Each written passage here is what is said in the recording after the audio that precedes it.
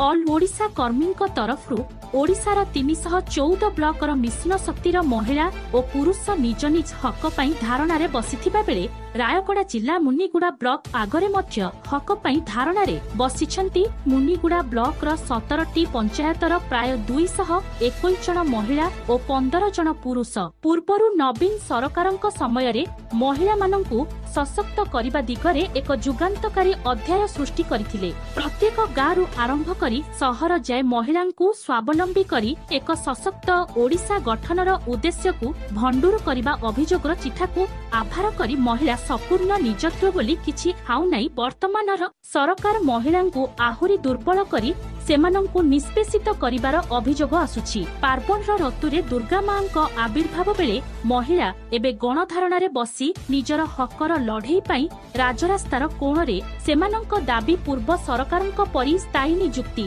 स्थायी दरमा, एकाउंट पे, 6 मासर बकाया दरमा राशि देय। किंतु दीर्घ दिन हेबो बारंबार लिखित अभियोग परे भी सरकार कुंभकर्ण निद्रारे सोइछंती। महिलांकु स्वावलंबी न करी रेवेन्यू विलेज प्रोत्साहन बंद करिबा और प्रमोशन बोनस प्रोत्साहन बंद पाई मध्य गणधारणारे जीपीएलएफ र समस्त कार्य बंद करी एहार स्थायी समाधान न हेबा जाए समस्त सरकारी अधिकारी को लिखित रे देई गणधारणारे बसिछंती मिशन शक्ति महिला। तेबे कोन सरकार दाबी सुनिबे ना एक छत्रबाद चलेइबे ताहा समय को जना। रायगड़ा जिला मुनिगुड़ारू अजित कुमार गौड़ंक रिपोर्ट श्रीक्षेत्र न्यूज।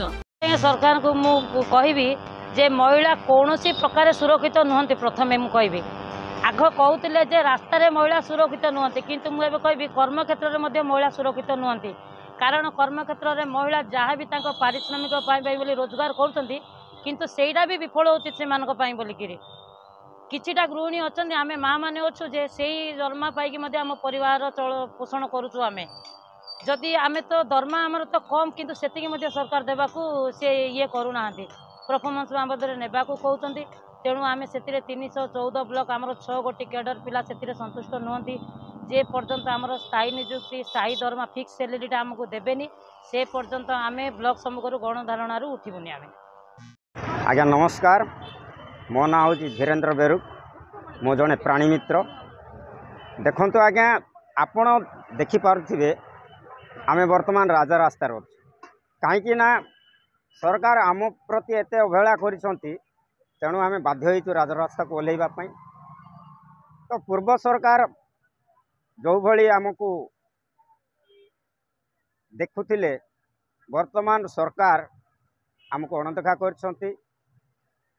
तेणु आम स्थायी नियुक्ति ता सहित आमर फिक्स सैलरी दिया जाऊ, एमती अनेक गुड़िया समस्या अच्छी जो कि आम आज राजरास्तार ओल्हे।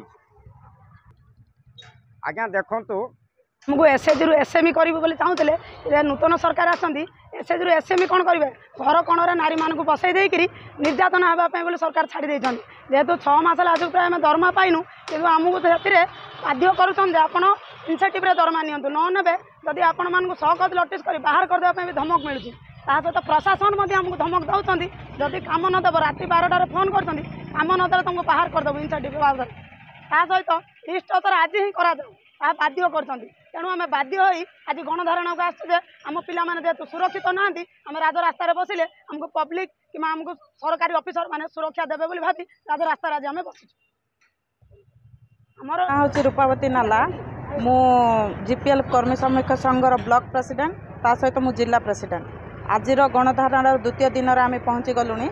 आउ सरकार जो कहते लक्षपति दीदी सेटा किंतु कागज कलम ही लक्षपति होती।